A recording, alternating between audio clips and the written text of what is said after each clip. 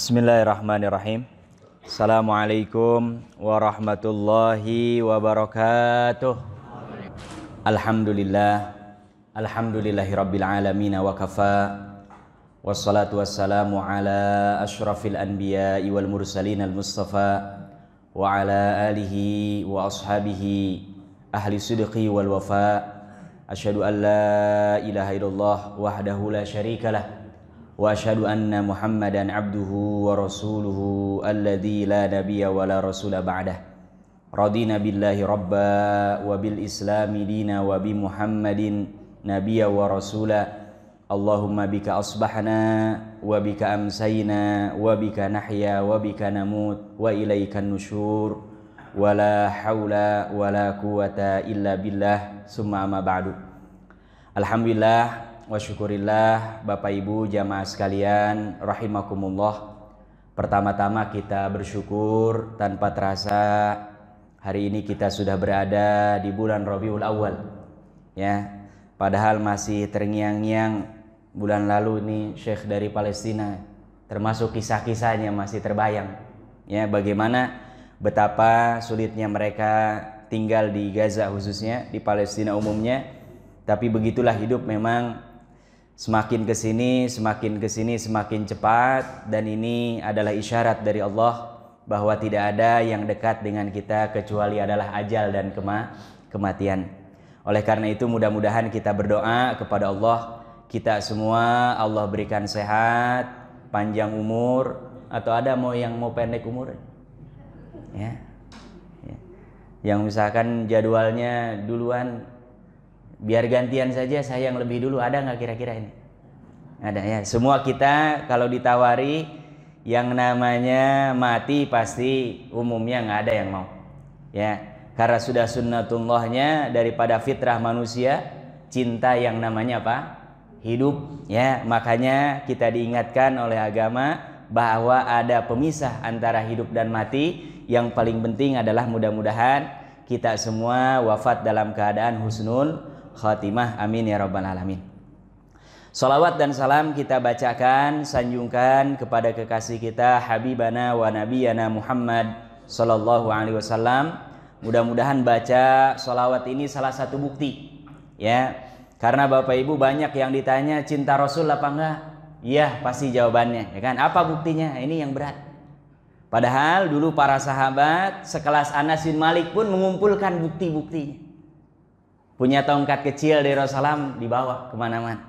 Imam Ahmad menurut beberapa riwayat punya 2 helai rambut, setiap malam mau tidur ditaruh di pelipis matanya. Ya. Kemudian sampai hari ini ada yang menyimpan barang-barang yang memang bisa dibuktikan. Karena apa? Karena hanya sekedar klaim, mengakui, semua orang pasti mengakui. Tapi memiliki bukti ini jauh lebih penting. Makanya di hari-hari ini banyak pengajian maulid kita kumpulkan. Kira-kira kita nanti ketika di hari kiamat dikumpulkan di padang mahsyar, kita lari kepada Rasulullah. Rasulullah, kami umatmu. Kira-kira kalau ditanya oleh Rasulullah, buktinya apa? Nah, ini yang harus kita apa? Kita siapkan. Ya, termasuk kita duduk pada pagi hari ini setelah sholat berjamaah subuh, melanjutkan dengan membaca kitab, mengkaji kitab-kitab para ulama. Mudah-mudahan ini salah satu bukti kecintaan kita kepada baginda Nabi Muhammad sallallahu alaihi wasallam, amin ya rabbal alamin. Bapak Ibu yang dirahmati Allah Subhanahu wa taala, tema kita masih tentang asyratus sa'ah, tanda-tanda hari kiamat. Dan ini bagian daripada al-fiqhul akbar, fikih yang paling agung, paling besar. Karena apa? Kalau berbicara tentang yaumul akhir berarti berbicara tentang ruknun min arkanil iman, di antara salah satu rukun iman, ya. Dan kemarin kita sudah sebutkan sampai nomor 54, sebagian besar semuanya sudah lewat dan masih terjadi fenomenanya hari ini.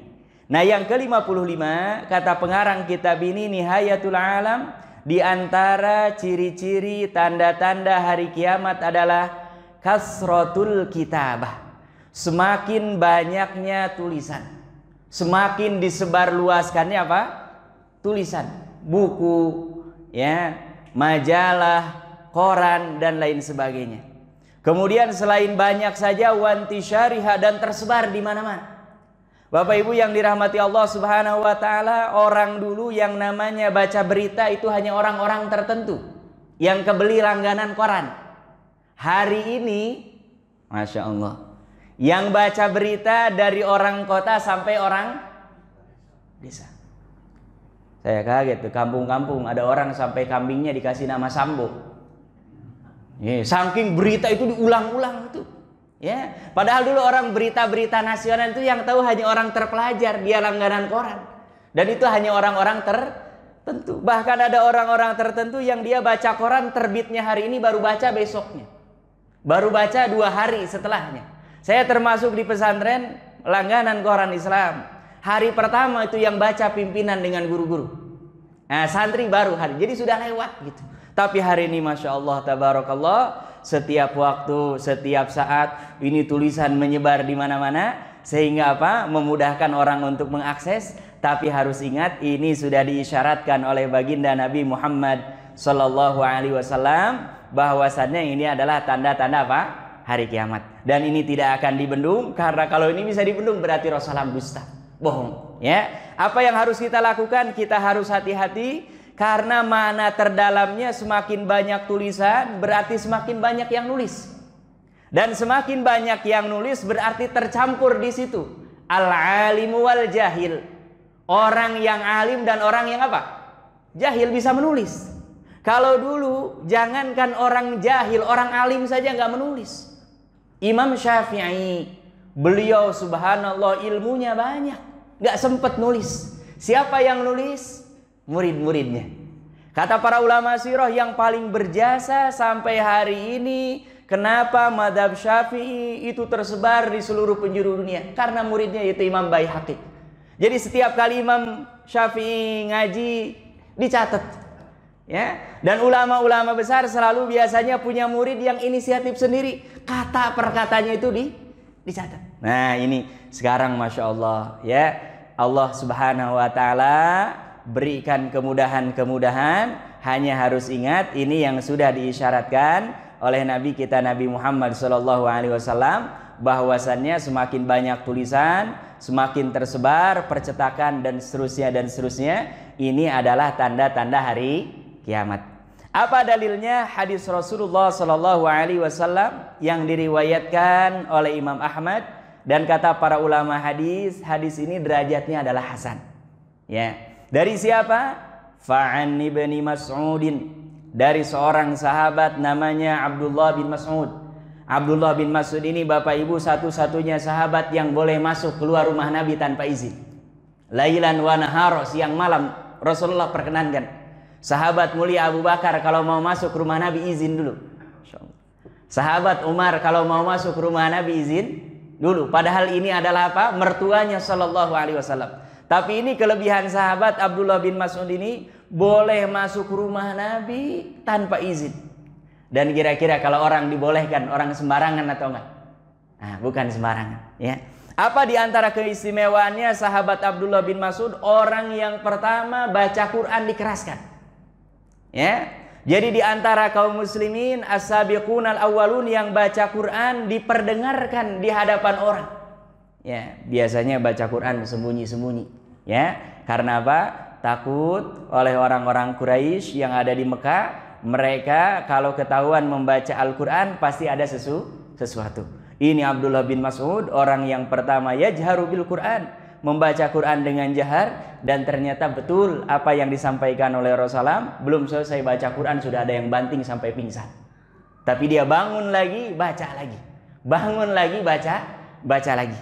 Itulah orang yang memang sudah mahabuk Al-Quran. Ya, makanya Bapak Ibu kalau ada di antara kita yang menghafal Quran, belajar Quran sampai ke bawah ngigau, mudah-mudahan itu pertanda baik. Ya, umpamanya belajar a, istrinya, Bapak tadi ngigau. Mudah-mudahan itu cepat biasanya seperti itu. Ya, tapi kalau hari itu belajar Quran yang diingat ngigaunya masih yang lain belum nyambung tuh. Ya, makanya ini siapa? Abdullah bin Mas'ud. Apa katanya?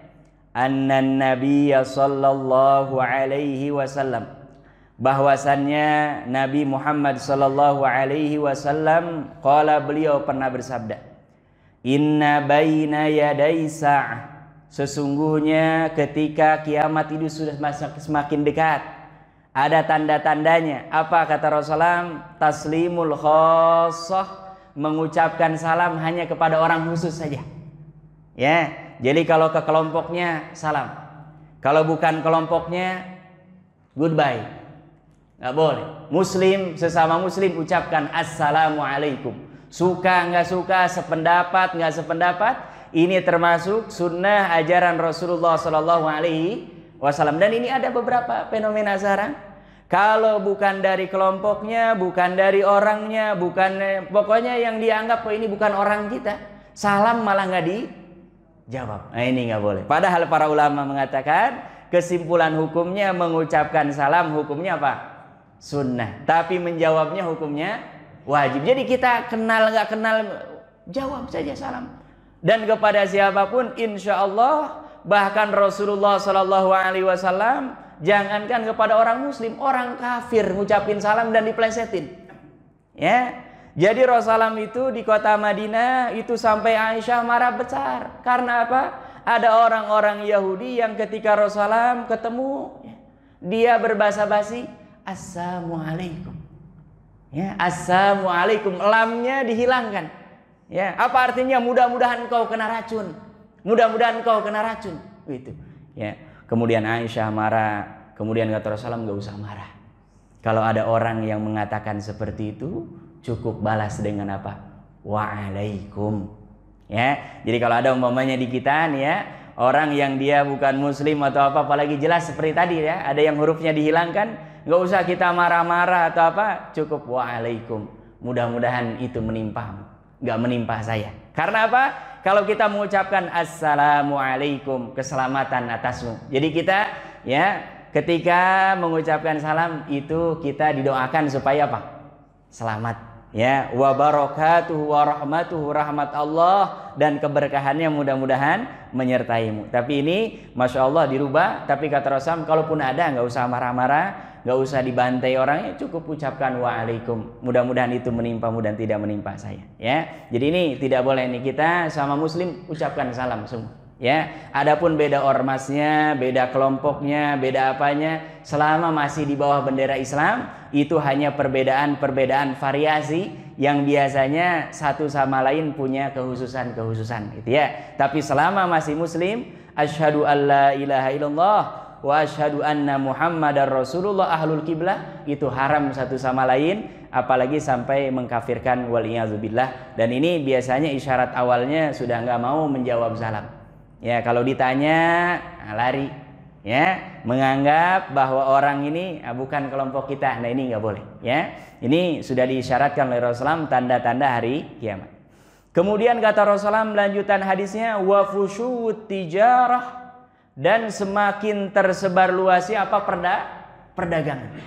Dulu orang dagang itu terbatas, jumlahnya sedikit. Sekarang apalagi sudah ada pasar bebas. Masya Allah, ya. Ini juga sudah diisyaratkan oleh Nabi Muhammad Sallallahu Alaihi Wasallam. Wa qat'ul arham, kata Rasulullah, dan memutuskan tali silaturahim. Ya, makanya yang punya kakak, punya adik, ya, apalagi satu rahim, satu keluarga dekat, ini sebisa mungkin jangan sampai ada yang memutuskan tali silaturahim. Wa syahadatuz zur, dan termasuk sumpah palsu. Bersumpah, kesaksian di hadapan hakim atau di hadapan siapapun dengan kesaksian yang apa? Yang palsu. Nah, ini sudah tanda-tanda hari kiamat, dan ujungnya ya sesuai dengan nomor 55 ini tanda-tanda hari kiamat, kata Rasulullah, wa zuhurul qalam, dan semakin banyaknya pena al-qalam. Ini semakin banyak orang menulis. Walaupun Bapak Ibu yang dirahmati Allah Subhanahu wa taala, hari ini orang menulis sudah nggak pakai kolam, tapi langsung apa? Diketik. Ya, bahkan beberapa sekolah internasional yang saya tahu di Jabodetabek ini sudah nggak boleh bawa buku. Ya, mereka hanya boleh menulis yang bisa apa?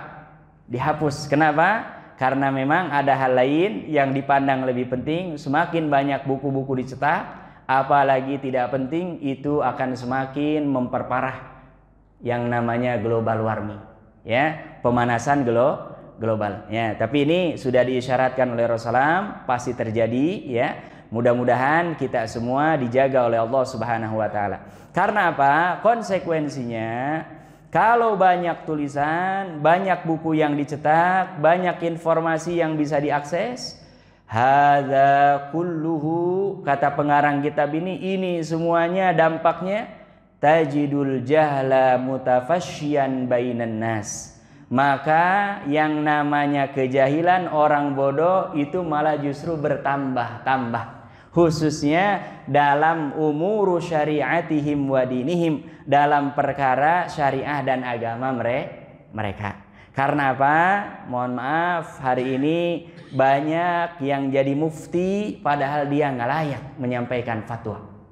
Yang tampil dibaca ceramahnya jutaan orang, ya, itu dia belajar bahasa Arab aja nggak, baca Quran aja nggak tuntas, ilmu tajwid aja nggak nyampe, kan ini bahaya, ya. Harusnya orang yang menyampaikan hukum itu bisa menilai dari berbagai aspek, ya. Makanya orang berilmu boleh, tapi kalau jadi mufti itu ada syarat-syaratnya. Walaupun dia sudah berilmu, harus memperhatikan apa aspek-aspek lain, ya. Dan yang namanya orang semakin alim, dia semakin takut kepada Allah dan semakin sayang kepada hamba Allah.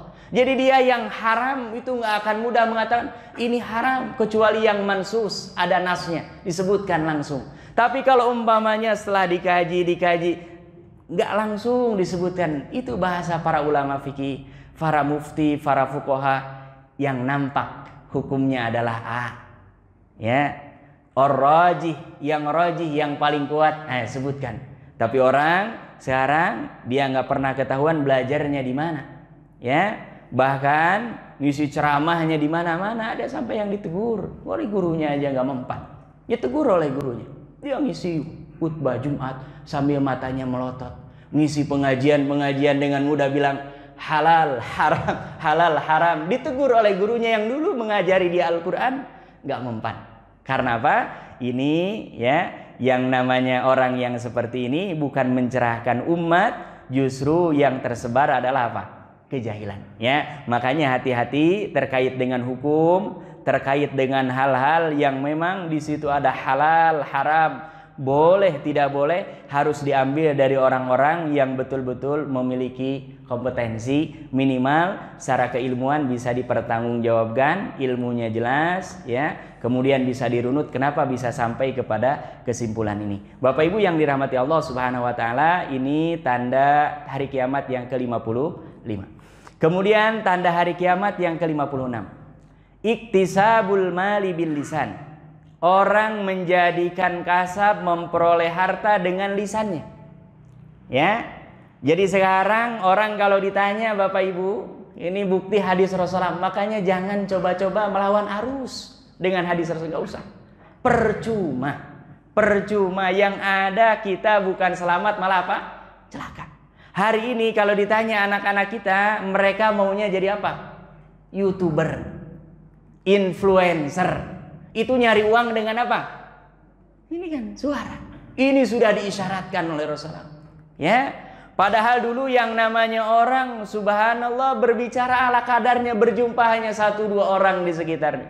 Ini sekarang ada orang yang mengkasab, menjadikan profesi, pekerjaan, justru malah dengan apa? Lisannya. Wattabahi bil kalam. Dan termasuk orang berbangga-bangga dengan menunjukkan ungkapan-ungkapan yang dipoles sengaja, ya. Apalagi kalau umpamanya yang sudah tingkatannya tinggi itu kan editingnya sampai berapa kali itu, ya. Masya Allah. Apalagi nauzubillah, yang di belakang dengan yang di depan berbeda, bermuka dua, ya. Ditampakkan bahwa dia seolah-olah menyantuni, padahal di belakang malah apa? Merampok, gitu ya. Ada sekarang program-program seolah-olah bagi duit, saya baru paham itu. Ternyata itu untuk mengamankan duit yang dia colong dengan cara yang memang tidak dibenarkan, ya. Nah, ini makanya sudah diisyaratkan. Ini kalau ada kita yang seperti ini, tidak dibolehkan dalam syariat, kembali kepada Allah Subhanahu wa taala. Laisa aiban, walaupun bukan aib, an yaktasibal mar'ul mala, seseorang mendapatkan harta, au yanalu dunya, atau mendapatkan dunia biturukil masyru'ah, dengan cara yang disyariatkan, gak ada masalah. Jadi kalau ada di antara kita yang memang Allah takdirkan kaya juga jangan ditolak. Ya, karena apa? Ini bukan aib. Wa min dzalika, dan termasuk cara yang seperti itu ya adalah at-takassubul masyru', yaitu mengkasab, mencari pekerjaan, mencari nafkah dengan cara yang disyariatkan. Seperti apa? Antorikil bayan, dengan memberikan penjelasan, wal kalam wal hujjah, ya, adu argumentasi dan seterusnya. Bahkan kalau kita membaca kitab-kitab sirah, itu dulu para penguasa, para raja memberikan penghargaan yang luar biasa kepada orang-orang yang memang punya kelebihan dalam memberikan penjelasan, baik itu syuruhat ataupun syair atau kebaikan-kebaikan yang lain. Ini tidak ada masalah, ya.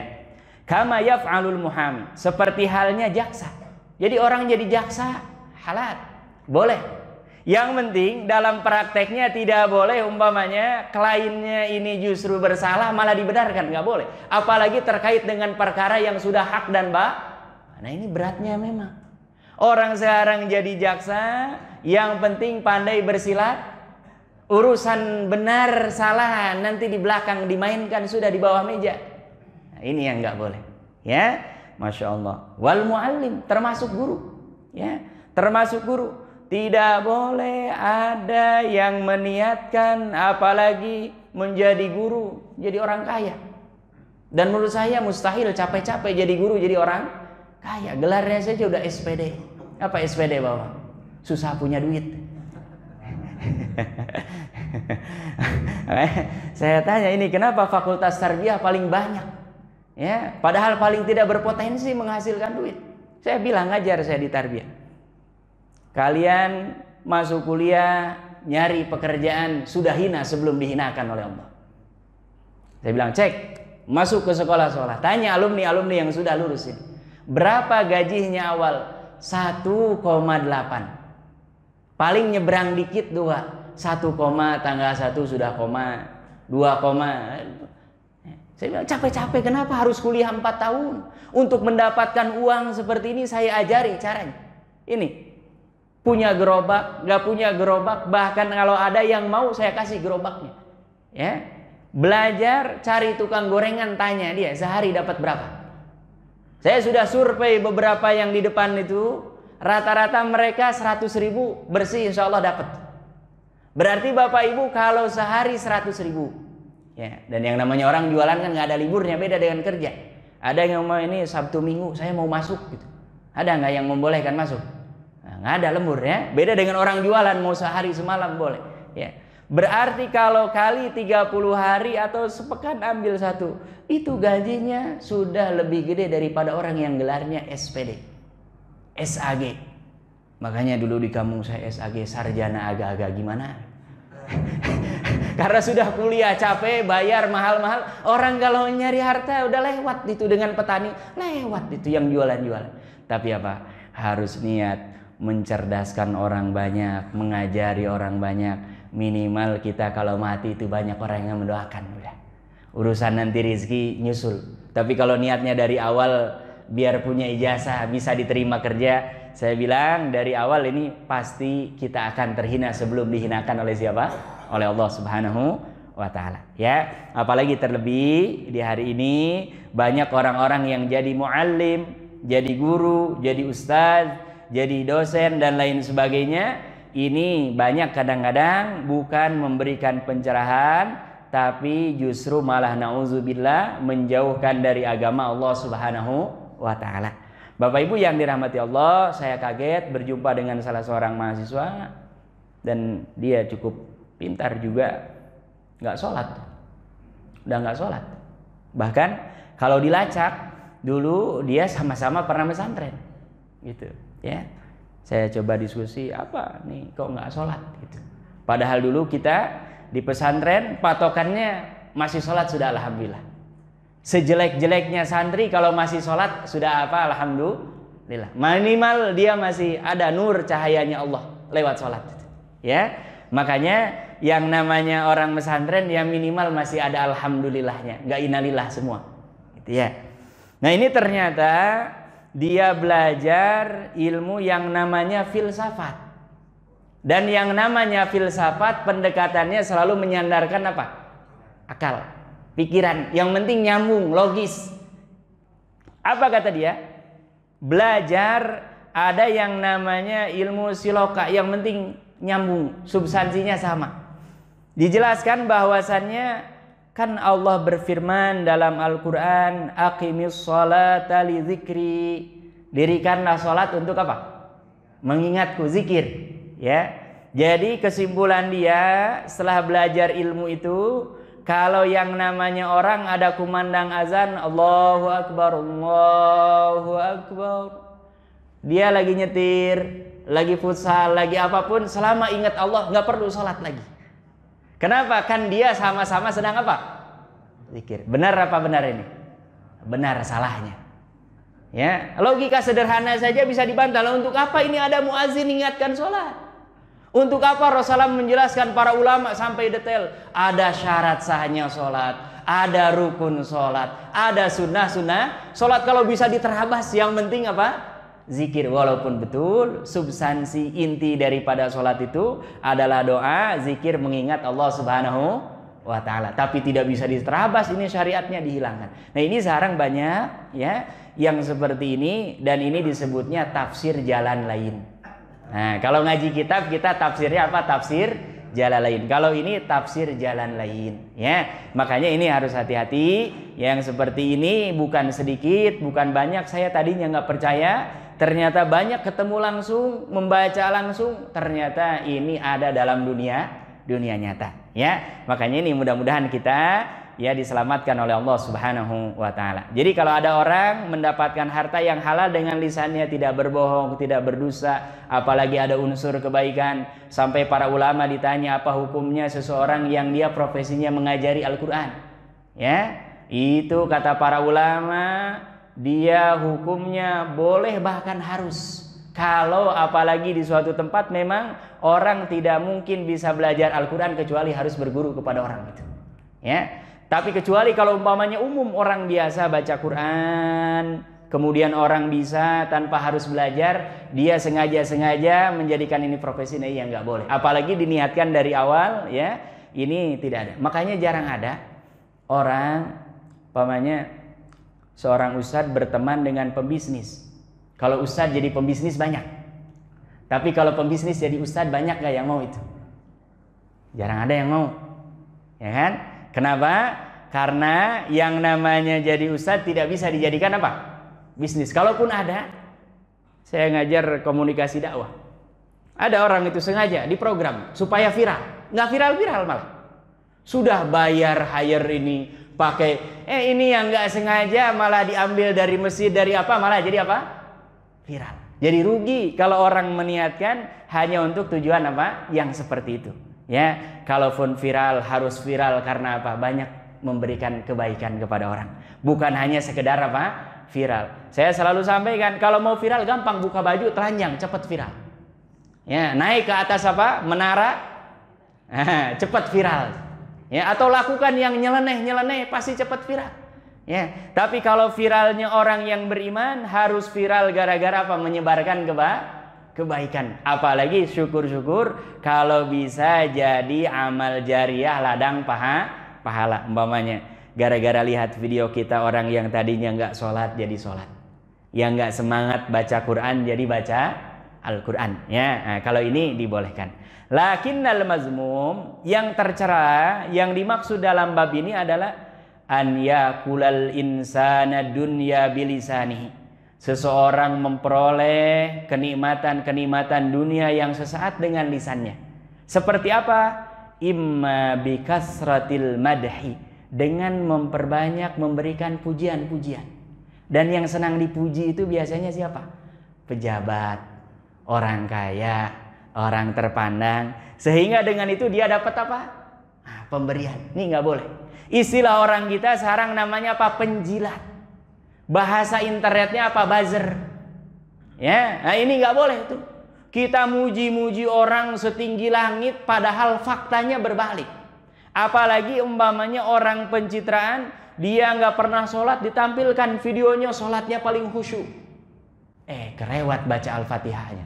Edit lagi, capek. Mau nyari apa ini? Ya, ada dulu yang khutbah Jumat itu sampai rame, lupa baca sholawat. Ternyata memang bukan jadwal dia. Dia punya kekuasaan, khutbahlah di situ. Ternyata sholawatnya kelewat itu sampai rame kemana-mana. Ini gimana? Kalau kejadian, saya bilang orang kalau khatib umum nampaknya nggak mungkin. Adapun perbedaan pandangannya baca sholawatnya nanti diterjemahkan atau tidak, itu persoalan belakang. Tapi orang kalau khatib pasti baca sholawat. Alhamdulillah wassalatu wassalamu ala, baca ini dia langsung saja main terobos saja, sehingga apa? Rame itu urusannya. Kenapa? Ternyata ini bukan orang yang apa? Ahlinya. Ya, nah ini tidak boleh. Jadi kita muji-muji orang setinggi langit, padahal apa? Nauzubillah bil batil. Padahal ini bukan yang hak, bukan kebenaran, tapi perkara yang apa? Batil. Nah ini nggak boleh. Kita kalaupun tahu ada orang baik, ya sampaikan kebaikannya seperti yang kita tahu, ya. Dan termasuk yang di sini kasab dengan lisannya adalah apa? Al-halfu bil kadzib. Sumpah dengan sumpah yang apa? Palsu. Dan ini yang paling banyak kata pengarang kitab ini fil bai'i wasyira, khususnya dalam bab jual beli. Bapak Ibu yang punya warung, punya toko, punya bisnis, ingat bisnis kita, harta kita akan berkah kalau kita sama-sama amanah. Ya, ini banyak persoalan apalagi sekarang jualan online. Jualan online bisa jadi haram. Ya minimal kalau nggak haram nggak diberkahi. Ketika apa? Barang yang ditampilkan di foto tidak sesuai dengan yang datang ke rumah pembeli. Dan ini kira-kira banyak apa sedikit? Nah, ibu-ibu yang tahu di foto perasaan bagusnya minta ampun. Ingat ini dunia bukan dunia nyata. Namanya aja dunia maya. Dan yang namanya foto bisa diedit. Ya, bahkan jangankan ada gambarnya, nggak ada gambarnya pun sekarang bisa digambar. Ya, makanya orang kalau jualan jangan. Karena banyak umpamanya dulu pasar tradisional aja. Kita mau beli baju ditawarin berapa ini? 200.000, ditawar 100. Oh ini modalnya aja belum dapat. Padahal dia modalnya 50, itu sudah dosa. Padahal dia kalau umpamanya nggak mau jual, ya sudah, belum saya kasih, bilang saja begitu. Karena apa prinsipnya dalam Islam? Orang kalau umpamanya beli baju harganya 50.000, mau dijual 5 juta, selama orang mau beli nggak ada masalah. Tapi yang nggak boleh apa? Bohong. Ya, karena apa? Ketika kita berbohong, nauzubillah, maka keberkahan akan dicabut oleh Allah Subhanahu wa ta'ala. Awil kadzib, ataupun berdusta, wa ma syabaha dzalika, dan hal-hal yang serupa dengan itu, ya. Jadi orang mendapatkan harta, mendapatkan kenikmatan dunia yang sesaat dengan cara-cara yang tidak dibenarkan oleh Allah Subhanahu wa taala, ini tidak diperbolehkan. Dari mana dalilnya? Bapak Ibu yang dirahmati Allah Subhanahu wa taala, lihat ini adalah praktek bagaimana sahabat Rasulullah sallallahu alaihi wasallam, mereka luar biasa perhatiannya terhadap hal ini. Siapa? Kana li Umar bin Sa'ad bin Abi Waqqas. Adalah Umar anaknya Sa'ad bin Abi Waqqas. Sa'ad bin Abi Waqqas ini seorang sahabat Nabi Muhammad sallallahu alaihi wasallam, punya anak namanya Umar. Ya. Apa katanya?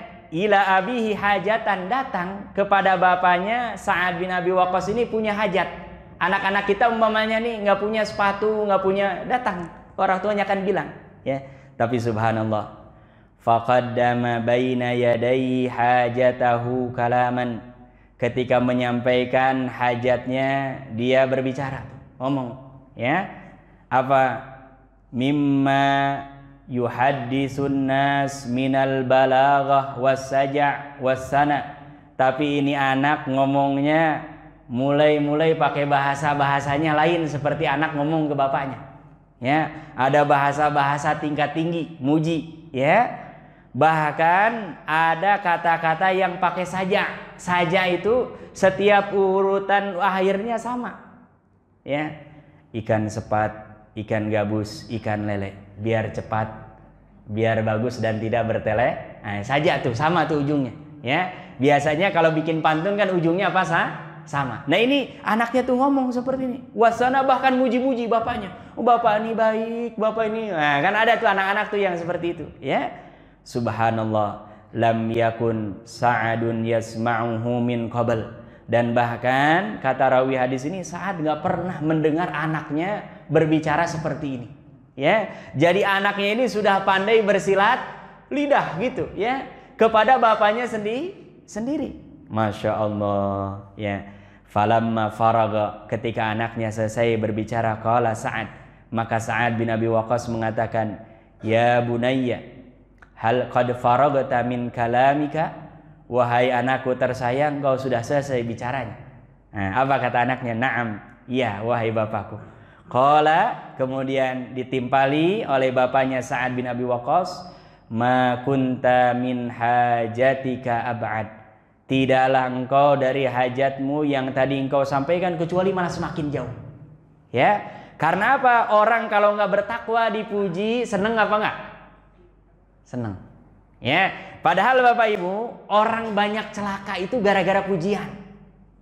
Ya, makanya dalam Islam tidak boleh, bahkan Al-Quran menegur keras orang yang senang dipuji apa yang dia tidak kerjakan. Dia nggak mengerjakan apa-apa mau diangkat seolah-olah itu nggak boleh. Ya, ini orang muji-muji bahkan bapaknya. Nah, bapaknya sadar betul. Ini kalau ke bapaknya bisa, kalau ke orang lain bahaya. Ya. Wala kuntu fika azhadu minni mundu sami'ta kalamika hadza. Tapi kata Sa'ad bin Abi Waqqas, saya melihat lisanmu itu sudah tidak lebih zuhud daripada saya. Artinya apa? Ungkapannya dibuat-buat merayu bapaknya supaya hajatnya apa dipenuhi. Masya Allah. Sami'tu Rasulullah sallallahu alaihi wasallam. Wahai anakku, dengar, saya mendengar langsung dari Rasulullah sallallahu alaihi wasallam, yaqulu, beliau bersabda, sayakunu qaumun, akan datang suatu kaum, ya'kulun, mereka makan bi alsinatihim, dengan hasil lisan-lisan mereka dari berbicara. Ya, kama ta'kulul baqaratu minal ardi, sebagaimana sapi-sapi mereka makan dari apa? Dari bumi. Ya, jadi kalau kita lihat sapi makan rumput, nah, ini akan banyak orang kaum yang mana mereka dengan lisan mereka banyak mendapatkan apa? Keuntungan apa? Dunia. Dan Bapak Ibu yang dirahmati Allah Subhanahu wa taala, ilmu yang paling mahal hari ini termasuk ilmu komunikasi. Ya, karena apa? Itu kalau digunakan untuk keburukan bisa. Ya. Untuk kebaikan juga apa? Bisa. Tapi biasanya yang namanya keburukan itu selalu lebih cepat daripada apa? Kebaikan. Ya.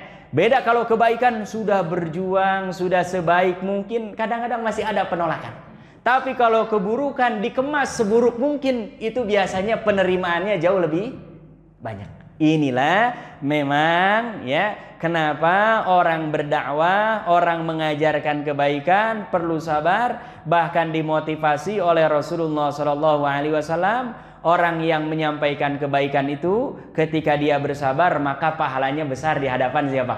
Allah Subhanahu wa taala. Ya, makanya kita kalau sekarang ini berbicara ya mendapatkan kebaikan-kebaikan dunia karena ada kebaikannya, bersyukur kepada Allah. Tapi jangan kemas ungkapan-ungkapan kita ini yang batil menjadi hak, yang salah menjadi benar.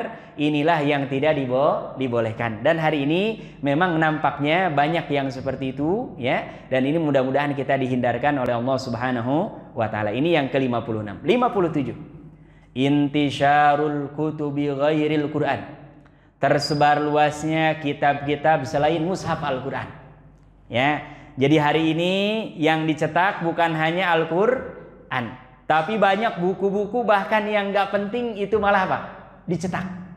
Saya kadang-kadang masuk ke Gramedia, toko buku biasa sudah habis. Hampir di semua, bahkan beberapa negara, hampir semua negara bukan. Itu yang paling laris bertahan sampai hari ini apa? Komik. Ya. Jadi Bapak Ibu kalau raknya agama udah bisa dihitung jari itu bukunya. Bahkan rak-raknya itu semakin ke sini semakin bukan melebar tambah apa? Habis karena nggak laku. Tapi kalau ini rak-rak nih yang komik, kemudian majalah-majalah, apalagi nauzubillah yang menampakkan aurat dan lain sebagainya, itu semakin apa? Semakin laku. Ya, dan ini sudah diisyaratkan oleh Rasulullah, nanti mendekati hari kiamat akan banyak kitab-kitab yang dicetak. Wa yashhadu li hadzal hadis, dan yang menjadi saksi bukti hal ini adalah hadis Rasulullah sallallahu alaihi wasallam. Apa kata beliau? Qala Rasulullah sallallahu alaihi wasallam. Telah bersabda Rasulullah sallallahu alaihi wasallam, min iqtirabis sa'ah, di antara tanda-tanda sudah semakin dekatnya hari kiamat. Apa kata beliau? Wa tufri fil qaumil masaah, semakin menyebar luasnya di sebuah kaum yang namanya al-masaah. Sampai para sahabat bertanya, wamal masaah, apa itu masaah wahai Rasulullah? Karena masaah secara bahasa artinya keburukan dari kata sayyi, ya. Tapi kalau sudah jadi istilah tertentu biasanya ini ada isyarat tertentu.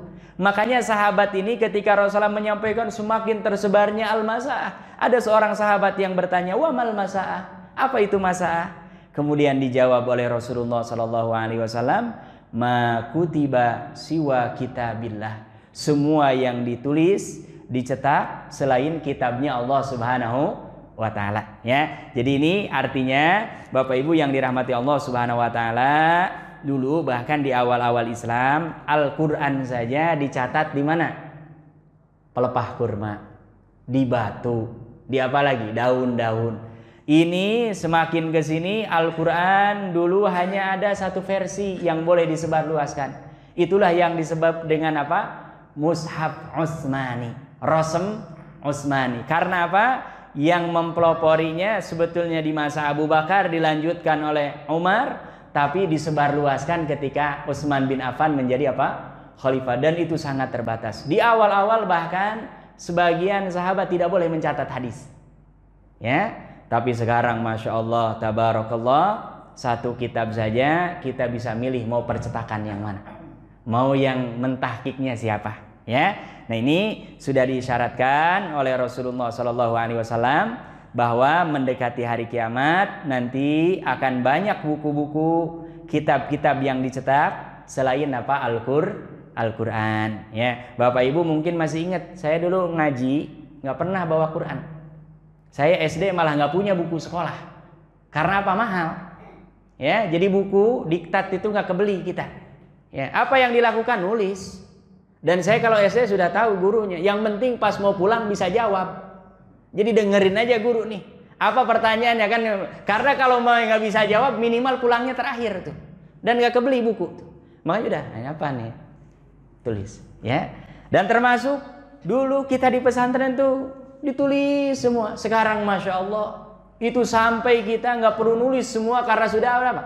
Dicetak, dan harganya sangat murah, ya. Nah, makanya ini kita tidak boleh melalaikan hal yang seperti ini, ya. Tapi ini sekali lagi tidak akan bisa dibendung. Yang paling penting kita harus semakin kuat keyakinan kita, iman kita, bahwasannya hari kiamat semakin ke sini semakin dekat apa semakin jauh? Nah, semakin dekat. Berarti kalau ada orang tahu kiamat semakin dekat, kita semakin jauh dari Allah apa semakin dekat dari Allah?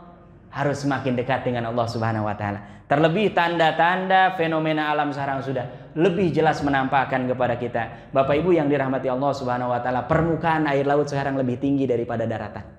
Ya, ini Jakarta Jabodetabek ini setiap tahun karena secara logika masuk akal.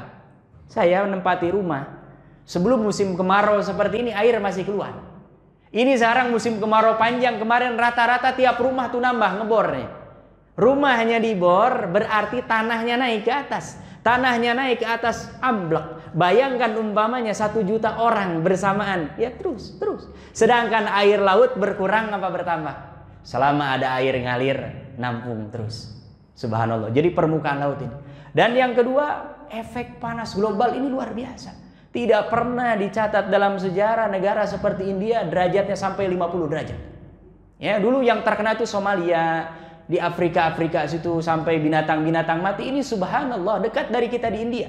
Belakangan ini 50 derajat Celcius. Orang tiba-tiba pingsan, jatuh, mati, binatang-binatang, dan tidak ada air, ya. Dan ini sudah tanda-tanda hari kiamat, ya.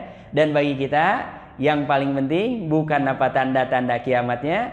Kalau kiamat itu terjadi, nasallallahu salama, mudah-mudahan kita dijaga oleh Allah Subhanahu wa taala. Kira-kira kita dalam kondisi apa? Nah, itu yang harus kita ingat-ingat. Makanya sahabat Rasulullah sallallahu alaihi wasallam ketika bertanya mata sa'ah, kapan terjadinya hari kiamat, Rasulullah malah mengembalikan pertanyaannya, madza a'dadta laha, apa yang sudah engkau siapkan untuk nanti hari kiamat kalau terjadi. Mudah-mudahan kita, keluarga kita senantiasa dijaga oleh Allah Subhanahu wa taala, didekatkan dengan kebaikan, dijauhkan dengan keburukan, dan mudah-mudahan yang paling penting selalu kita jaga, mudah-mudahan kita istiqomah. Harapannya kalau istiqomah sunnatullahnya insyaallah wafat dalam keadaan husnul khatimah. Amin amin ya rabbal alamin. Saya kira cukup ini hari ini sampai nomor 57 ya. Nanti kita lanjutkan di pertemuan-pertemuan yang akan datang. Mudah-mudahan membaca kitab ini semakin mendekatkan kita kepada Allah Subhanahu wa taala. Alhamdulillahirabbil alamin. Subhanakallahumma wa bihamdika asyhadu an la ilaha illa anta astaghfiruka wa atubu ilaik. Wassalamualaikum warahmatullahi taala wabarakatuh. Alhamdulillah.